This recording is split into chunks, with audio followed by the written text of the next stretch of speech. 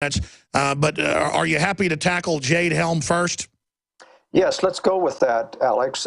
My major concern about the internet hype is what you started out in saying that you did not say, and I think that's important, that this is not the implementation of martial law. It takes a very big excuse to imitate or to initiate martial law, and there's nothing that they could throw at the U.S. that they wouldn't get blamed for unless we get to a war scenario. But clearly, as you pointed out, this is a major escalation of the exercises, the domestic terrorism exercises, and you know, you won't be able to prove that directly unless you saw some of the scenarios. But we know from the Fort Lauderdale exercise, for example, where they were rounding up people and practicing putting them into prison, that this is part of a taking up dissidents. It's not imminent. It's a long crescendo growth of training and conditioning military people to do this without question, just like the Marine Corps survey asking or testing Marines to see who would be willing to confiscate American weapons. That's very, very disturbing that there is the intent to do that. Obviously, there are thinkers, globalists at the national level in the various armed services that are projecting these scenarios. They're not going to tell the military directly a lot of things because they know that there's a lot of objections in the military. But we have seen the papers at the Army War College by colonels and generals in the last few years saying our main enemy will be the Tea Party, mimicking Justice Department statements. Absolutely. No, there's no question about that. What's different about Jade Helm is, first of all, the scope of it. This is a nationwide exercise which differs significantly. You know, as a former military pilot and someone who's taken part in a lot of exercises, I can tell you that everything we did in the 80s and the 90s and the 2000, this was locally based. There was no flying clear across the country with prisoners that you taken and practiced incarcerated. That's a huge waste of resources. Doesn't it escalate the price of the operation? Oh, absolutely. I mean, these things are, nearly $500 million just to even start talking about this kind of an exercise. But the second part that's more worrisome is the covert nature of this, that you're going to have people claiming to be blending in with citizens and then putting out the hype. You know, if you see anything suspicious, tell us. Well, let me tell you, you can't practice blending in for a foreign scenario by using the United States. Exactly.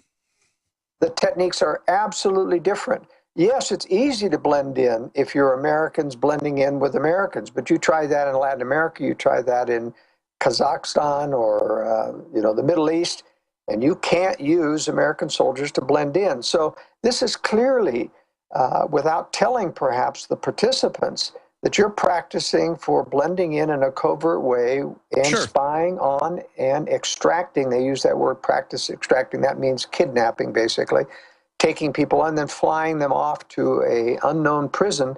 This is, Jade Helm is really meshing together all of the preparations for FEMA camps, and actually there's more FEMA prisons being built on Sure. former military bases than there are actual camps. Well, they admit that. I mean, as you know, they've escalated the hiring for internment specialists, how to process Americans, the Social Security numbers. It's all there. But, I mean, I remember back when they tried this with Clinton, they're also having the military go in and create relationships with the local police to create the preparation down the road to find out who's going along with it and who isn't, when the Delta Force tried to bribe the San Antonio police chief. And that's why we had leaks from New Mexico, for example, telling us that they were monitoring right-wing radio stations, your broadcast, taking names of people who comment on these blogs or who respond on the radio to call-in television radio shows. This is very serious when local police are joining with the federal services in monitoring American people, especially targeting American dissidents, people like you and I and others who object to the spying on Americans as well as the preparations for martial law eventually and the militarization of police. But I repeat, I don't think martial law is imminent. I agree. Or anywhere close. I think this is a long preparatory process. They're running into a lot of objections with military people. That's why they're using a lot of mercenaries now. And I think part of these exercises try to weed out or vet who in the military objects to some of these scenarios, and Precisely. they get on lists themselves so that when it comes time to putting forth your baddest, most unprincipled mercenaries, they won't be among them. That's right. And then they send those guys overseas to deployment after deployment. They get put on the no-treat VA list. They get put on the extremist list. And the government knows that the vast majority of the veterans who actually fought and swore an oath to the Bill of Rights and Constitution will say no to this takeover. And so that's why they're listed in all the Justice Department documents that are public. Some were secret. We broke it. That they're the enemy. I mean, this tells you how alien and un-American and corrupt this is. Let me ask you this question. In drill after drill, not just this one, Texas, Utah, and other areas are listed as hostile. I don't think that there was a mistake there. I think they're testing the military as well to see if they get it. What do you think that was about? You know, I was surprised they didn't include Idaho as one of those states. There's probably just as many, if not more, dissidents from our movement in Idaho. Utah is kind of interesting because right now the Mormon base there is basically, at least the leadership of the church there is kind of placating the government, going along with government, making sure that you don't say anything negative about government. That said, there's a tremendous amount of Mormons who are constitutional conservatives that are the dissidents. So it probably isn't the state like Idaho. You know, Utah and Idaho, in my book, Strategic Relocation, are the two top-rated states. They are the most conservative states. They have a great deal of places that are safe places in those states. But both of those conservative states, like every other state in the Union, are tending to be more liberal over time. The governors, that is. You know, the governors of Idaho and Utah both are trying to placate the establishment. The legislators, however, in those two states are very conservative, and they keep putting tremendous resistance on that. And I was about to add, I know for a fact that the new governor of Texas has met with some top people and is aware of the conspiracy.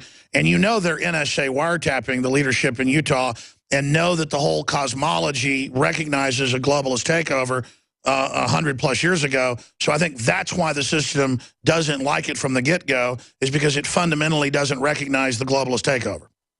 That's right. And there is inherent resistance in those two states especially. It's unlike Indiana. I never saw a state fold so fast to tremendous, the wave of pressure against their religious freedom law. And, you know, they've turned around, tail between their legs, and passing an anti-discrimination, which is a violation of people's fundamental rights. If you don't have the right to choose with whom you will associate, even on your property and your business property, then you've lost a tremendous fundamental right. And not a single person, Alex, came forward to defend the principle of discrimination.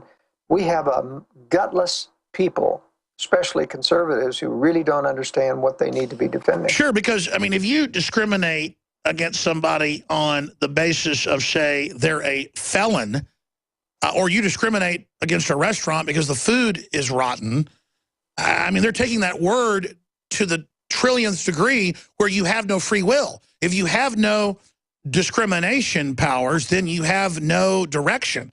I mean, again, they manipulate words to just incredible degrees where people basically, I mean, it's like saying you don't like a dead dog in the street because it stinks. Your olfactory nerve is racist against carrion. Well, you know, there's a real misunderstanding among people about discrimination. Really, it is a fundamental right, like free speech. We may not like what a person uses as free speech on his own property, but he's absolutely free to say anything he wants on his own property. It's the same thing with your right to choice.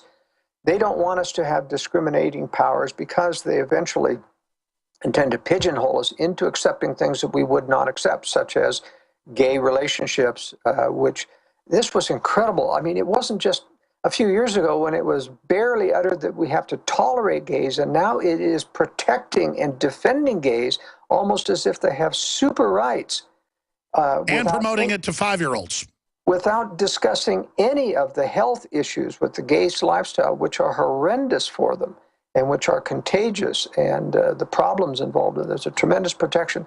But as a legal matter, it's essential to understand that anti-discrimination laws are what I call an unlimited extension of lawmaking power. In other words, once you allow government to enter into what they will determine you can use to discriminate and what you can't, it's literally unlimited. They can keep adding to the choices. It started with race. And in 1984, was in Washington, D.C. when they passed the Civil Rights Deal, and I said on national television, said this is a violation of people's fundamental rights to discriminate for whatever reason.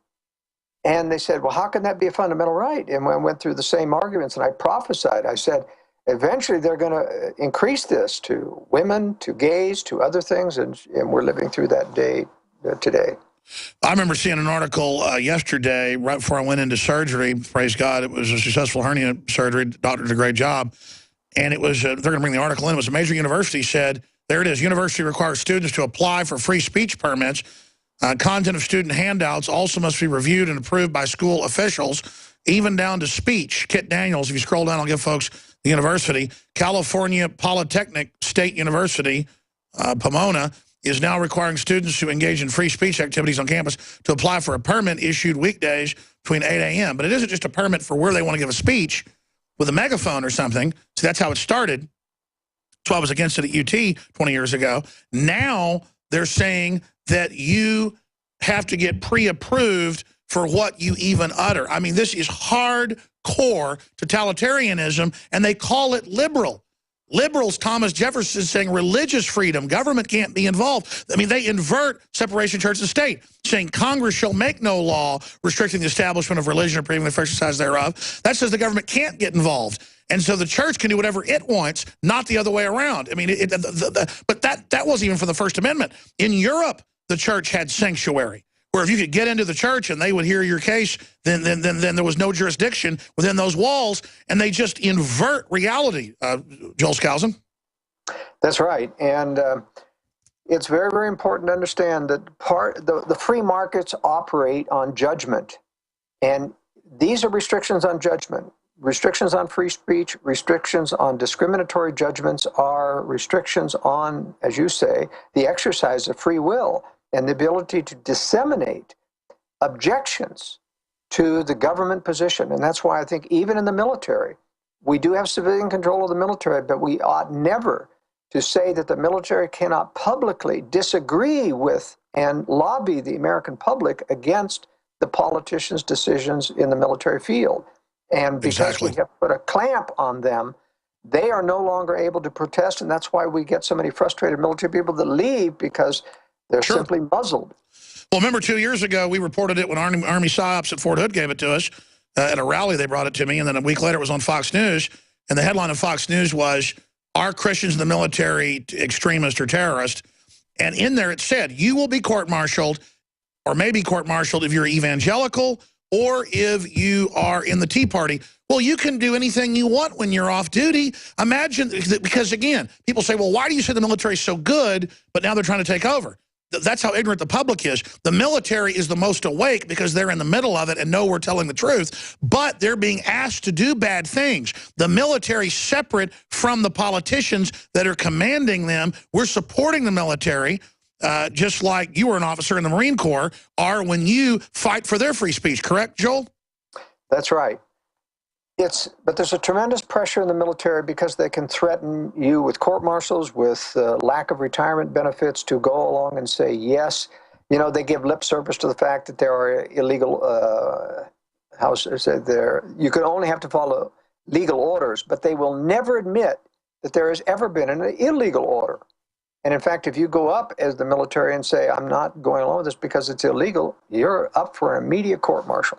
And I don't know many judges, and any general officers, and I've been up against a few protesting some of the amoral policies. This was pre-tailhook in the scandal in the Navy and Marine Corps, and I protested some of those immoral activities to a commanding general, and he just laughed at me and said, you know, you're in the wrong service if you don't go along with this. And there's a tremendous amount of pressure in the military to go But you along. knew it was going to undermine it, all the sex parties. What was that, Alex? All the sex and the partying, you knew that was going to be used to undermine it. That's right. It has been, and we have seen tremendous corruption. You look at some of the 100-odd general officers, and actually only 2 of them were dismissed. Tell you what, stay there. I want to hear about that. Russia and beyond. Stay with us. We're on the march.